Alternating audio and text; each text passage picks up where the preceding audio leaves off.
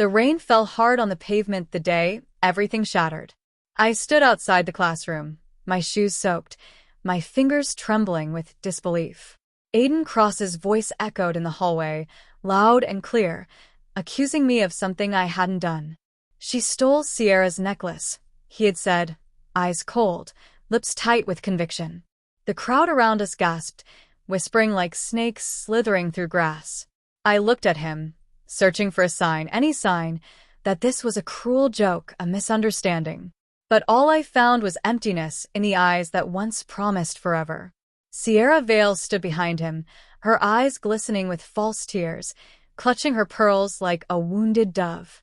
No one asked me what really happened, and in that moment, a part of me quietly died. I remembered the night before, when I had helped Sierra study for her final exam. We laughed, shared snacks, and talked about the future like sisters.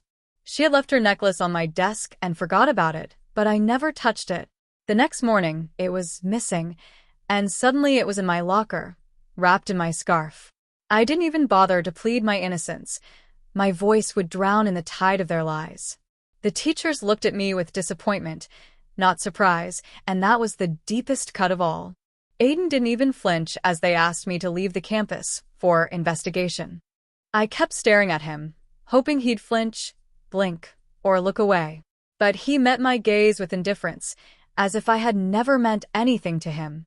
The boy who once held my hand under starlit skies had buried me alive with a single lie. And just like that, everything I'd trusted turned to ash. The days after felt like walking through fog. My parents' disappointment was quieter than the teachers', but no less brutal. They said they'd always believed in me, but even they avoided my eyes. My phone buzzed once, a message from Sierra. "I'm sorry it had to be this way." Aiden never contacted me again. Rumors spread like wildfire, and suddenly, I was no longer Liana Hart, the honor student. I was Liana, the thief. Friends I'd laughed with in the cafeteria turned their backs without a word. Every corner of the city felt unfamiliar, sharp, and filled with ghosts. I wondered if I'd ever feel clean again, if my skin would ever stop itching with shame. And then came the accident. It happened so quickly.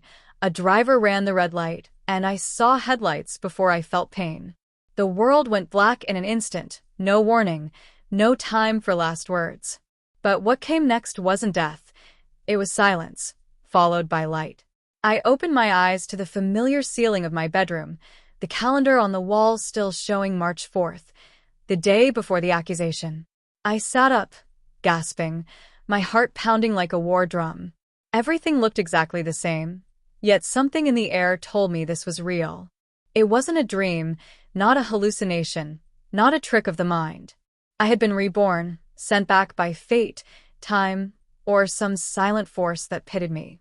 I stared at my hands, alive and whole, and whispered the only promise I would ever need. This time, I'll walk away first.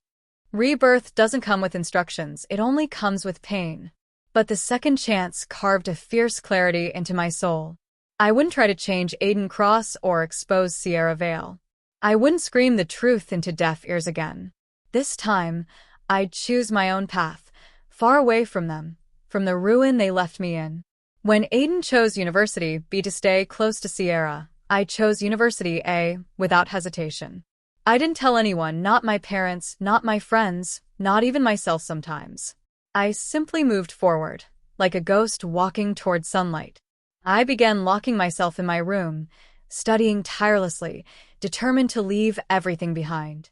This life would be mine, and I'd live it cleanly, honestly, and on my own terms.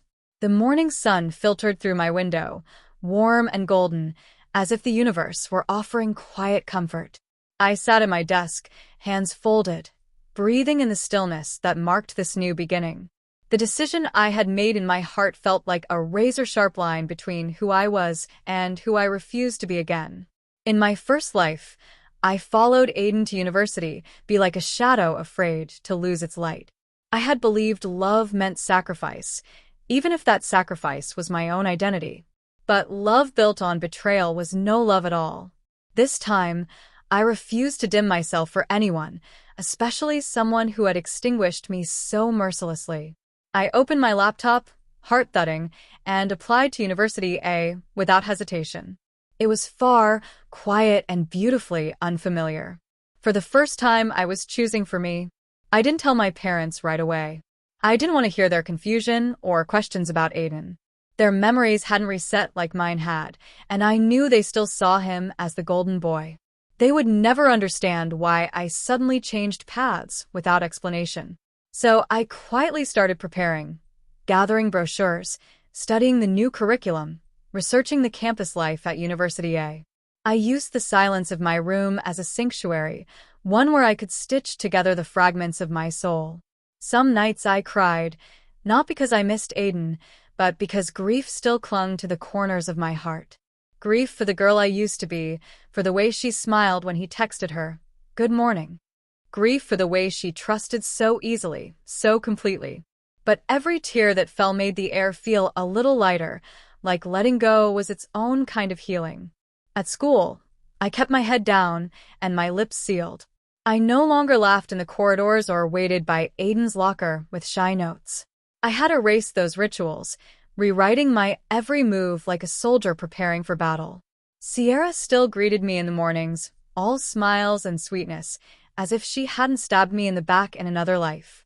I simply smiled back, polite and distant, hiding every ounce of memory behind well-practiced eyes. Aiden occasionally glanced at me with confusion, probably wondering why I no longer clung to him. I ignored his gaze like it was wind, present but irrelevant. I no longer belonged to their story, and they no longer had power over mine.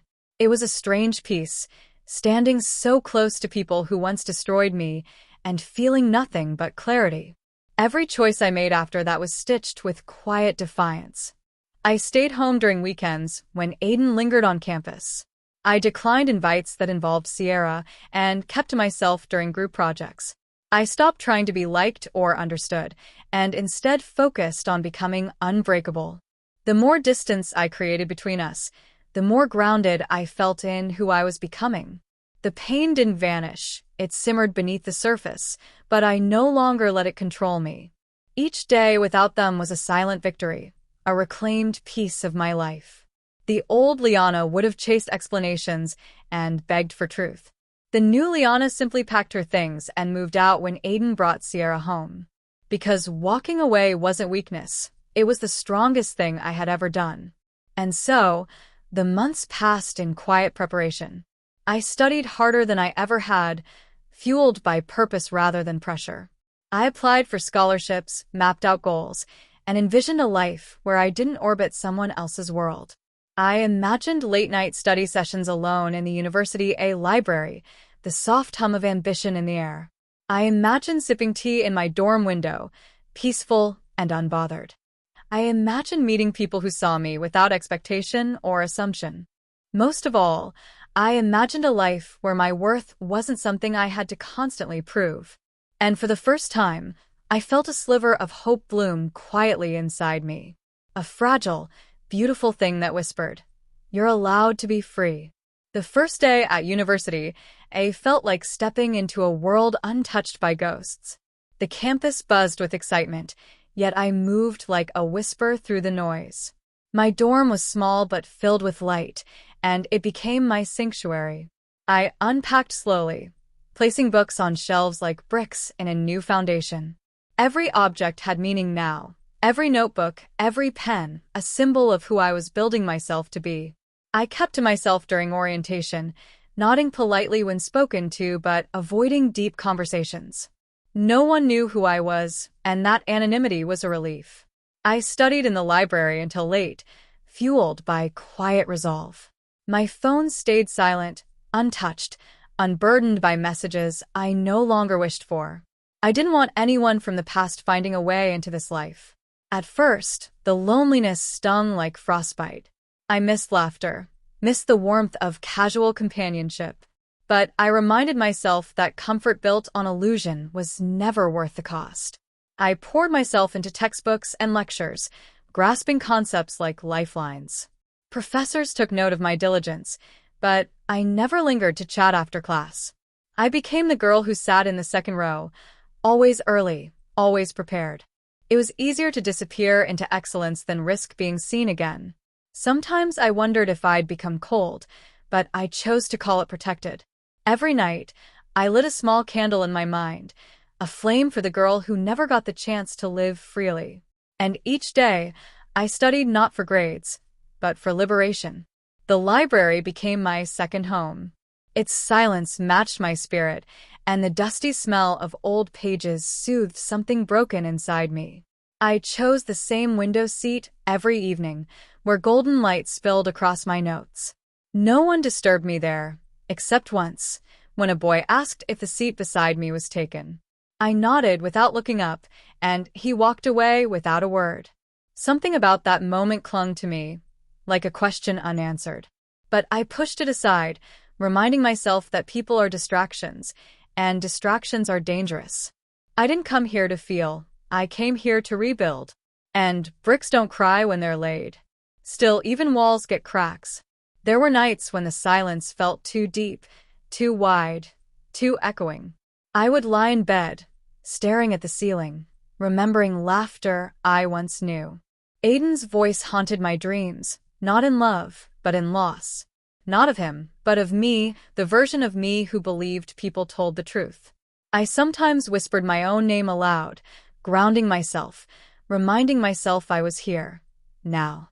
Sierra's laughter would float through my memory, delicate and cruel. I would squeeze my eyes shut until the ache passed. Then, I'd rise, turn on the lamp, and return to my desk. Studying wasn't an escape anymore, it was survival. And so the months passed, and I became a ghost wrapped in ambition. I stopped counting days and started counting pages. I became someone no one recognized, not even myself at times. But the pain in my chest dulled into purpose, and that was enough. I didn't smile much, but I didn't cry either. I built a life made of small victories and silent strength. People called me mysterious, but I didn't correct them. Let them wonder. Let them misunderstand. I wasn't here to be understood. I was here to be free. I started writing letters late at night, when my chest felt too heavy to carry alone. They weren't meant to be read. They were meant to be released. I wrote them on torn notebook pages, folded them neatly, and tucked them away in a box under my bed. Each letter was a piece of a storm I could never voice. The first was to Aiden. You broke me with words you knew were lies. The second was to Sierra. You betrayed a sisterhood I thought was real. The third was to myself. I'm sorry I believed them more than I believed you. Each word I wrote pulled a thorn from my soul. I didn't cry as I wrote. There were no tears left. Only ink and silence. Writing became a ritual of healing. I stopped fearing the memories and began dissecting them with precision. I wrote about the time Aiden promised forever under a cherry blossom tree. I wrote about the afternoons Sierra braided my hair, saying we were inseparable. I wrote about the look in Aiden's eyes when he turned his back on me. These weren't letters, they were confessions, exorcisms, declarations. They held pain but also clarity. I wrote them with trembling fingers and a burning heart. And when I finished each one, I folded it like a goodbye. The box beneath my bed grew heavier with stories never to be told. But my heart, strangely, grew lighter.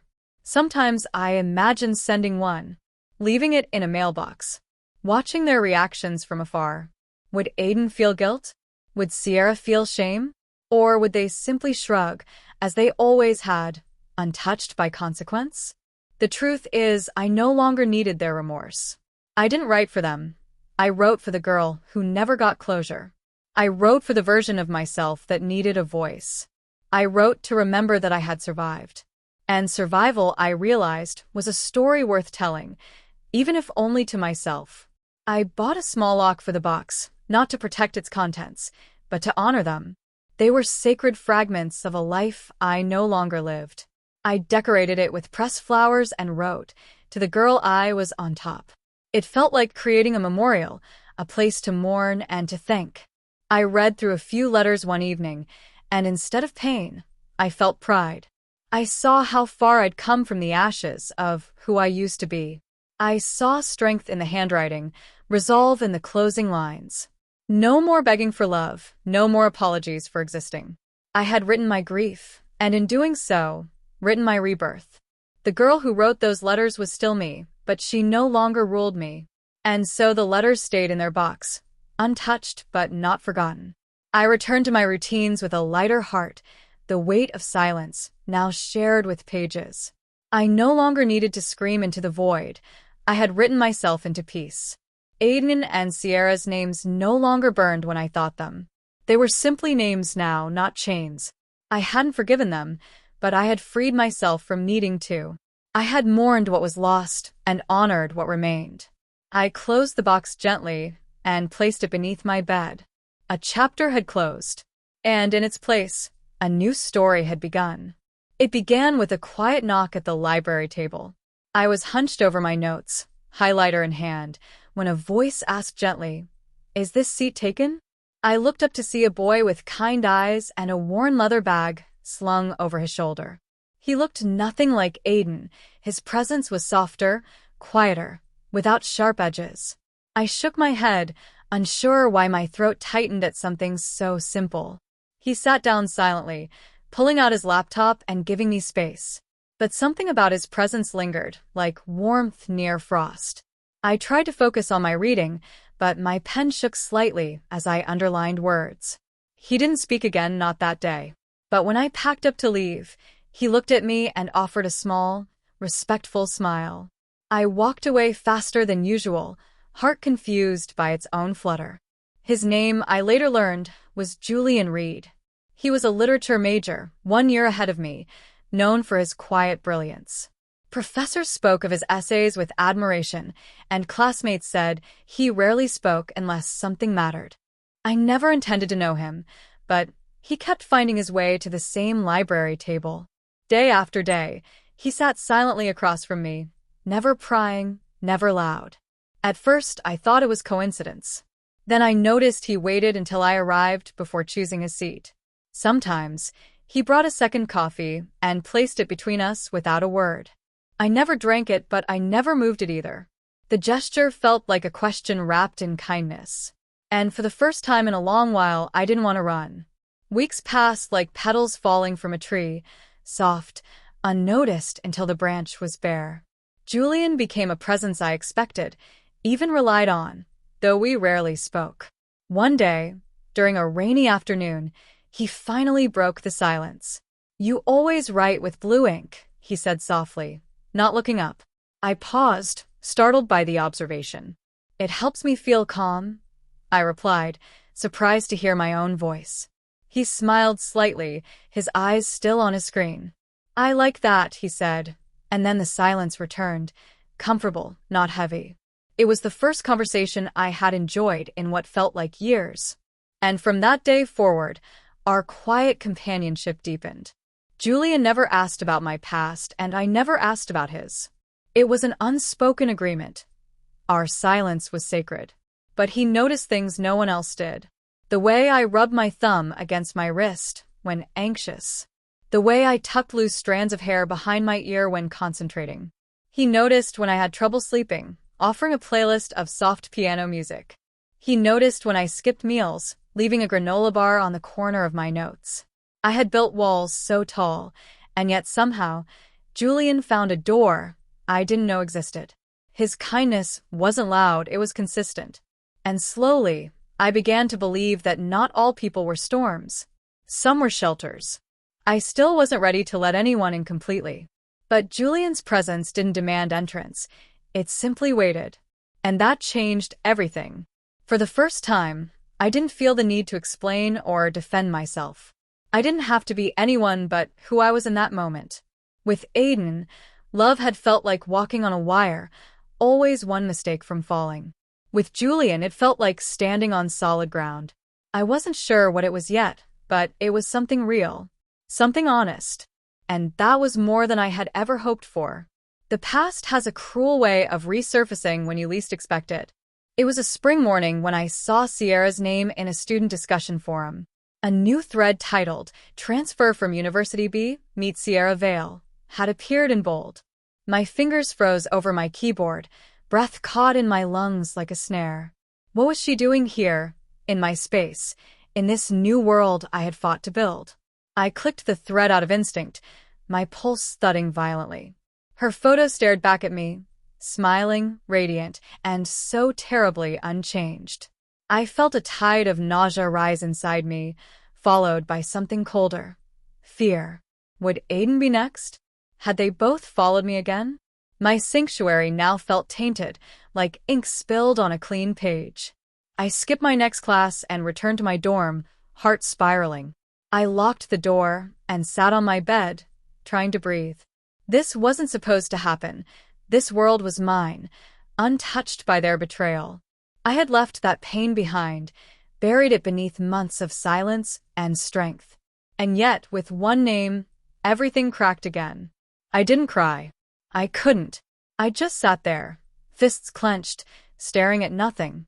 I thought of the box under my bed and wanted to burn it. What was the point of healing if the wound kept reopening? My body was here, but my mind had slipped back into that hallway where Aiden called me a thief. Julian found me that evening in the library, though I hadn't touched a single book. He sat down beside me quietly, offering me a bottle of water. I didn't say anything, but he didn't leave. After a few minutes, he slid a folded paper across the table. "You don't have to talk," it read in his handwriting. "But I'm here. No questions. Just presence." My eyes stung, and for a moment, I hated how much it mattered. But it did. More than I could say. So I simply nodded, letting him sit beside me in silence. And somehow, that steadied me more than words ever could. The next day, I passed Sierra on the campus green.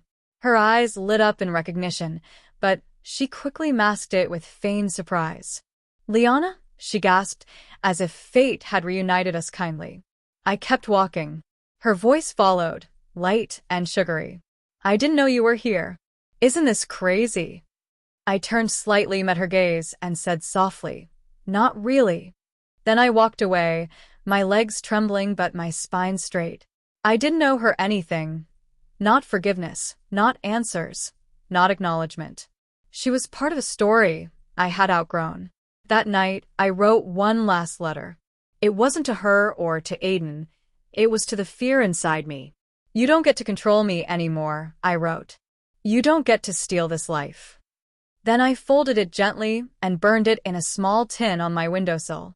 The flame flickered and curled, swallowing the words in soft orange light. I watched the ashes float into the night like memories finally released.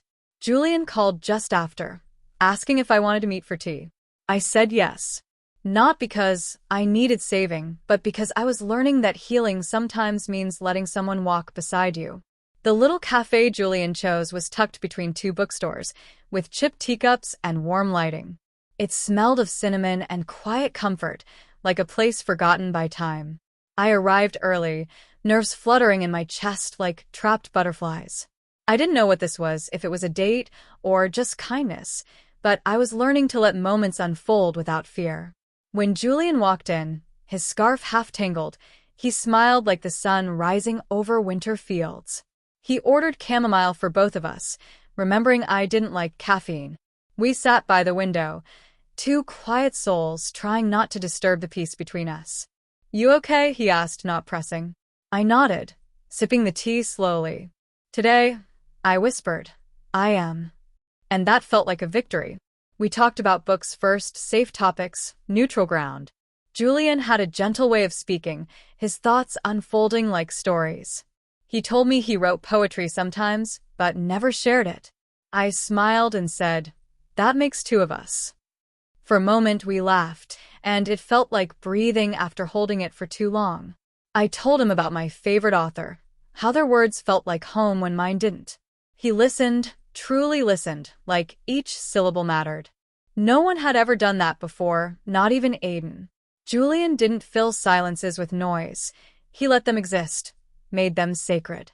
I started to believe that not all hearts were cruel. Some were just waiting for yours to heal. As we walked back to campus, the wind tugged gently at my coat. I asked him why he always sat at the same table in the library. He glanced at me, smile shy. "Because you did," he said. My heart skipped, not out of panic this time, but something softer. I wasn't sure what to say, so I tucked my hands deeper in my pockets. He didn't push, didn't reach for more than I could give. But that night, when I returned to my room, I found myself smiling into my pillow. I wasn't in love. Not yet. But I was remembering how it felt to be seen. Julian became part of my days in ways I didn't expect. He'd leave small notes in the margins of my notebooks, quotes from novels, jokes, little drawings of cats and teacups. They were meaningless, and yet they meant everything. We still studied in silence, but now it was laced with warmth. I began to wait for his footsteps, to recognize his scent, like old paper and pine. And sometimes I caught him watching me with that look, the one that didn't demand anything, just noticed. I still guarded my heart, but I let him near the gates. He didn't knock loudly. He just sat on the other side and waited. Some days I still had nightmares. The past doesn't vanish just because you've planted new seeds. But now, when I woke up with sweat on my brow and grief in my throat, I didn't feel alone. I'd text Julian one word, bad, and he'd respond instantly, still here. I didn't need more than that. I didn't need someone to fix me. I just needed someone who wouldn't walk away from the mess. And in Julian, I had found that. Not a savior, but a companion. And sometimes that was enough. It happened on a Tuesday, beneath gray skies and heavier hearts. I was walking out of the lecture hall when I saw him, Aiden. The boy I once loved, the boy who destroyed me, standing near the fountain like a ghost in daylight. He looked older somehow, though only a year had passed. His shoulders hunched slightly, as if burdened by something he couldn't name. Our eyes met. My breath caught. His widened. For a moment, time folded in on itself. And then I turned and walked away. He caught up to me 3 days later outside the library. "Liana," he said, breathless, as if speaking my name was painful. I didn't stop walking. "Please," he whispered, matching my pace. "I didn't know you were here." I finally turned, looking at him like a stranger. "And if you had?" I asked, voice cold as glass. He opened his mouth, then closed it again. "You look different," he said. I nodded once. "That's the point." Then I stepped inside the library and left him standing in the wind. Aiden didn't give up. He started appearing around campus. Too close, too frequent. I ignored him, but my heart twisted in old, cruel ways. Julian noticed the shift in my silence and asked gently, "Do I need to worry?" I shook my head. "No. He's a shadow. I'm done chasing ghosts." Julian didn't ask for details, but he stayed closer, like a lighthouse in unfamiliar fog. I realized then how easy it was to mistake attention for love. What Aiden gave was noise. What Julian gave was presence.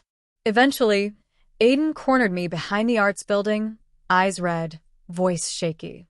"Sierra left," he said, as if it were a confession. "She said I was selfish, that I always have been." I said nothing. "I've been thinking about you," he continued. "About what I did. I was scared. I thought don't." I cut him off. "Don't rewrite it. You knew the truth, and you chose a lie." He flinched. "I'm sorry." I stared at him for a long moment.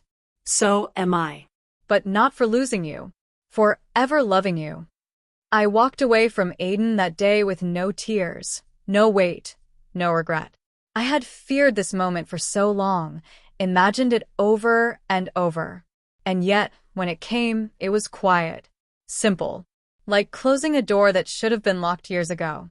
Julian found me later and handed me a coffee with my favorite quote written on the lid.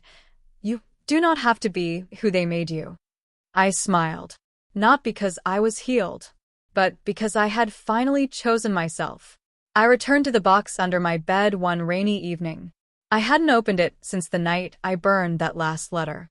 But something called to me, like the past asking for permission to leave completely.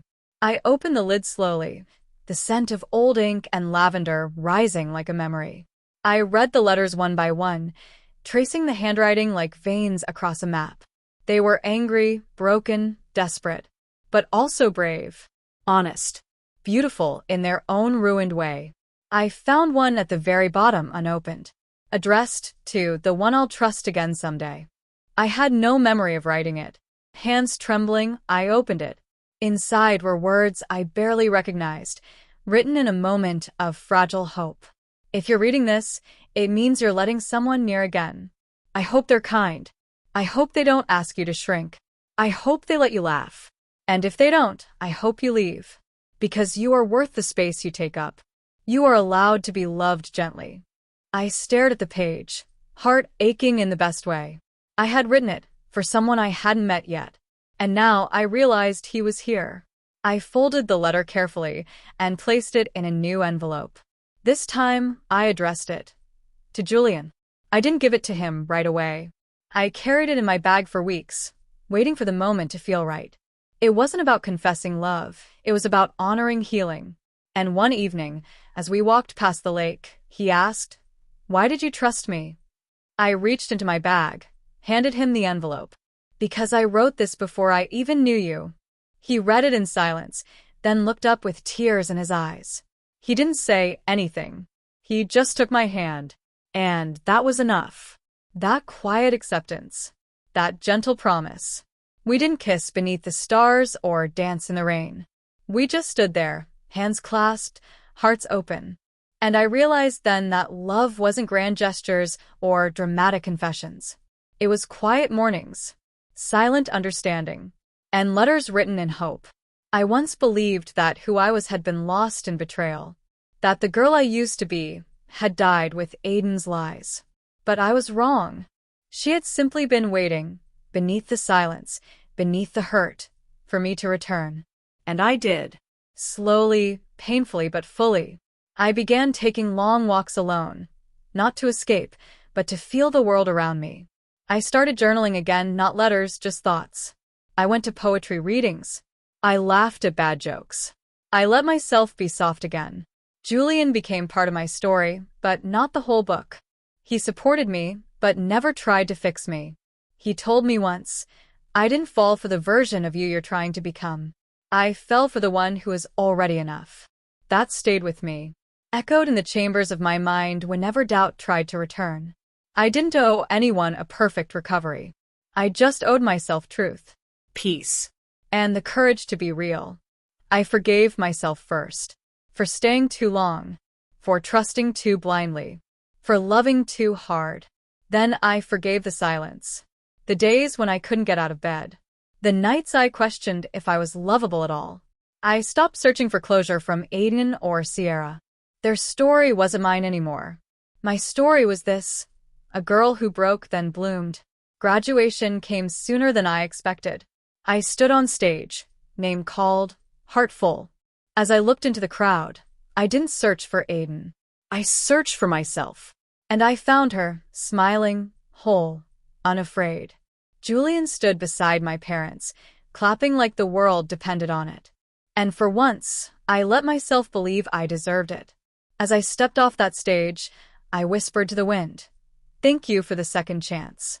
And I meant it, not because it gave me love, but because it gave me myself. The campus was quieter after graduation, the usual noise replaced by the weight of things left unsaid. Dorm rooms emptied, laughter faded, and dreams took shape like ships preparing to leave harbor. I stayed behind a little longer, walking the paths I once wandered lost and afraid. The trees had bloomed again, as if honoring the passage of time.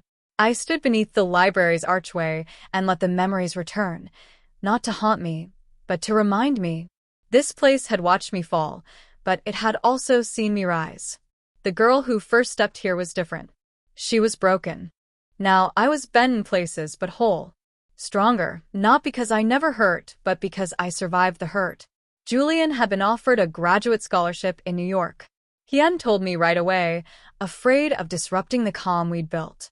When he finally did, he held my hand tighter than usual, eyes unsure. "It's a 2-year program," he said softly. "But I don't want to lose this." I had already known. I had seen the way he hesitated when looking at his emails, the pause in his breath before asking about the future. Love, I realized, wasn't about holding someone down. It was about letting them soar, even if it meant you had to watch from below. I smiled gently and said, Then we don't lose it. We just carry it differently. He kissed my forehead like a promise, like goodbye, and beginning all at once. I spent that summer rediscovering myself in small, unremarkable ways. I took a part-time job at a bookshop where no one knew my name or my pain. I learned to cook real meals and burn half of them. I joined a writing circle, read my poetry aloud, and didn't flinch when my voice trembled. There was power in owning your story, especially the parts that once made you ache. The more I shared, the more I healed. Other girls nodded when I spoke of betrayal, of shame, of losing yourself and clawing your way back. We cried together sometimes, but we also laughed. Deep, whole laughter, the kind I thought I had lost forever.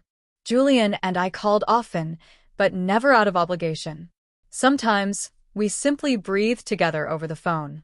Other times, we sent each other long letters filled with mundane details. What book we were reading, what song made us cry, how the rain fell outside the window. The distance didn't break us. It became a thread stretched across cities, still holding. We weren't perfect. There were days I missed him so much it hurt. But I never doubted the foundation we'd built. Love wasn't absence-free. It was resilient, rooted, real. One evening, I returned to my old hometown for the first time in 2 years. My parents had moved, but I wanted to see the place where I had once drowned. I passed the school, the street where Aiden had once accused me, the cafe where I'd cried after Sierra's betrayal. They didn't sting as much now. They were simply landmarks of someone I used to be. At the park, I sat on a swing and closed my eyes. A soft breeze rustled the trees above. I whispered, "I made it." And this time, the tears that came weren't from pain. They were from pride. The years passed like turning pages in a well-loved book, slowly at first, then all at once. I moved to a small apartment in the city, filled it with plants and shelves of books. I wrote every morning, even on the days the words didn't come easily. My first poetry collection was published under the title Ashes and Wildflowers. It was about healing, about girlhood, about the quiet resilience of choosing yourself after being shattered. Readers wrote letters, thanking me for telling their story. I never intended to be a voice for others, but maybe in saving myself, I had left a trail for someone else to follow. Julian returned after his program ended, but neither of us rushed anything. We had built something too tender to break with impatience. He moved to an apartment just 5 blocks from mine, and we began again, not as saviors, but as soulmates. We cooked dinner together on Fridays, shared books on Sundays, and let love be ordinary. No grand declarations. No dramatic twists. Just 2 people showing up for each other over and over again. One night, he brought out the old letter I had written him, the one I found beneath my bed. This, he said, placing it on the table, was the beginning of everything. I still had moments of fear, of being left, of being misunderstood, of returning to who I once was. But I had learned to meet fear with compassion. I had built a home inside myself, and no one could take that from me again. When Aiden reached out years later, through a message laced with guilt and regret, I didn't respond. Not because I hated him, but because I had nothing left to say. I forgave him silently and let the past stay buried where it belonged.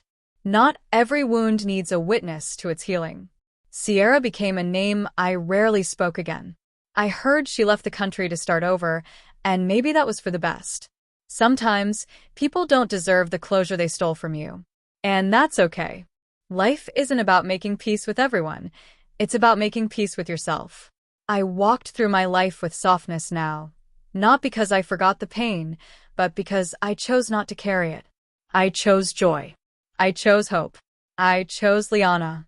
One crisp autumn morning, Julian and I stood on a hilltop overlooking the lake where we once walked as students. He slipped a ring into my hand without kneeling, without speeches. Just this. For every part of you, then, now, and always. I said yes with tears in my eyes and laughter in my throat. We didn't promise perfection. We promised presence. In sickness. In healing. In becoming. I looked at him, then at the life we had built from ruins, and I whispered, Thank you for loving me even when I didn't know how to be loved. And so, this is where my story ends, not with revenge, not with apology, but with love. A love that started with choosing myself. A life that began again the moment I decided I was enough. In the echoes of heartbreak, I found my own voice. In the ashes of betrayal, I grew wildflowers. And in the silence after the ending, I wrote my own beginning.